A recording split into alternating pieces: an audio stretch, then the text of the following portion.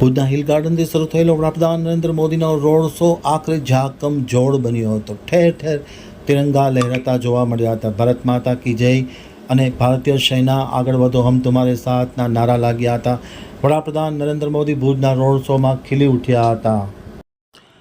ભુજના એરપોર્ટ પર વડાપ્રધાન નરેન્દ્ર મોદીને મુખ્યપ્રધાન ભૂપેન્દ્ર પટેલ 4:30 વાગે આવી ગયા બાદ રોડ શો શરૂ કરવામાં આવ્યો હતો.